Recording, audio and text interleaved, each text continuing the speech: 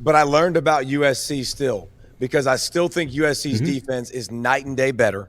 Like, I Mm-hmm. still think USC is a very good football team. They're going to be a tough out. They're going to be tough to beat No, for anybody in the country. you were on the money with the prediction for Well, that it, game. it doesn't happen often, but when we do, we'll take it, Brent. I appreciate that. Nah, Yeah. man, I tell you what, like, you have to know. I've just seen it too much now in college football. Like, teams that have pride and that are, we know who they are and they're tough.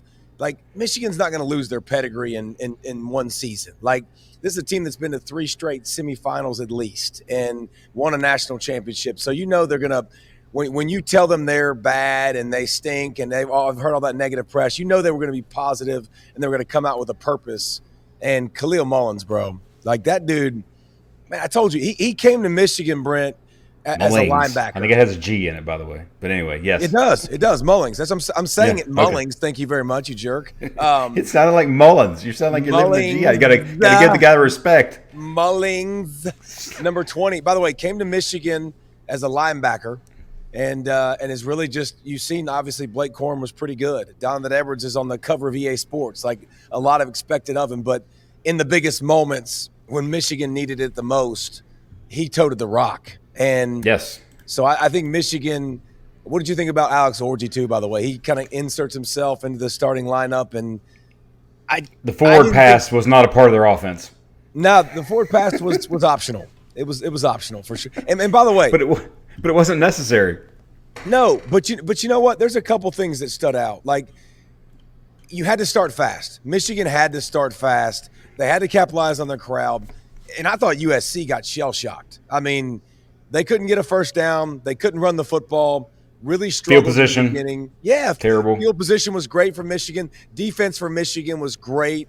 But I tell you what, I do want to give USC a heck of a lot of credit because I thought they punched back. Like, Yeah. I've seen USC teams in the past not punch back. Like, they were stymied, 14-0, everything going the wrong way, and they absolutely swung back. They got their offense together. They got the ground game going. They got a little bit of balance, and they started to keep their quarterback upright.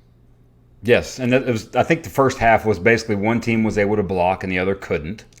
And then the second half, once USC was able to block, Miller Moss showed that, hey, I can ball and I can get back up and make throws. And by the way, even in the very last drive at the very end of the game, made a great throw, just dropped, could have had at least a Hail Mary chance. But the part that was disheartening watching the game was you fight all that way back, and then you're up 4 with 5 minutes to go, and then you go run, pass, and run off 59 seconds of the clock. Bro. It allowed Michigan to run their normal offense when they got the ball back and not be kind of panic. Now, one of those was a shovel pass that was kind of, but still, that was. See, we've been together way too long, by the way, because I wrote down right here on my notes, 59 seconds left.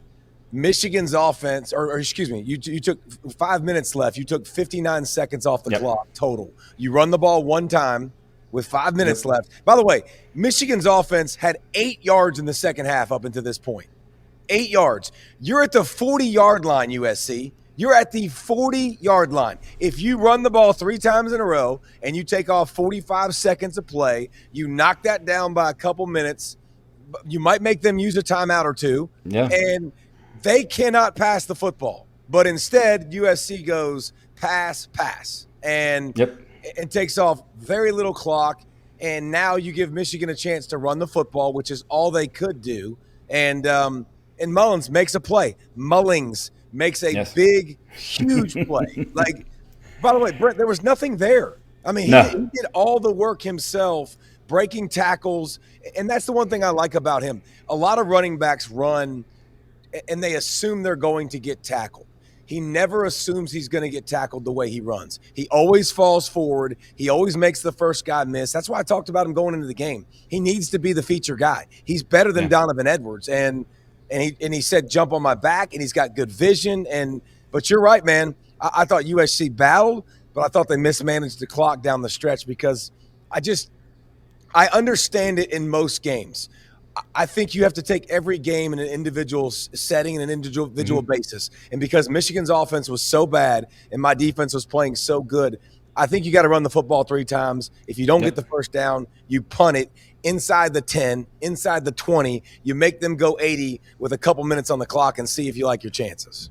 And they get uncomfortable potentially, as opposed to being – now, granted, I think it was, second 11 after a penalty, and they hit the tight end on a little crosser to make it 3rd and 2, and then the big run from Mullings. But still, even first down, like all that stuff, you make them uncomfortable. You didn't do that at all. And then what you talked about him breaking tackles. That was like the perfect kind of hawk tackle roll that the USC guy was going into, and he just fights through it, runs right through it. It was amazing to see. On the other side. But I learned about USC still, because I still think USC's defense is night and day better. Like, I still think USC is a very good football team. They're going to be a tough out. They're going to be tough to beat for anybody in the country. Like, it won't be at Michigan Stadium. They won't be the hunted like they were in this game, because everybody was clowning on Michigan. So I think Miller Moss showed me, dude, he got destroyed. Like, he got annihilated in the first half. And he kept getting up, and he kept taking shots, and he kept getting up. And the biggest thing to me was he trusted his protection, which is really hard to do. I've seen great quarterbacks, as soon as they start getting hit, they start seeing ghosts. And he did not start seeing ghosts. They got the running game going. They caught a few breaks. Their defense is night and day better. Their defense has made them so much better, so much more competitive, so much more disciplined and organized that if Lincoln Riley gets this offense going, it's going to be a problem. And it was fun to watch USC compete. It was a great football game. I mean, that was the best game of the day by far. And by the way, Josiah Stewart shot out 8 pressures, 2 sacks. My boy number 0 from Michigan.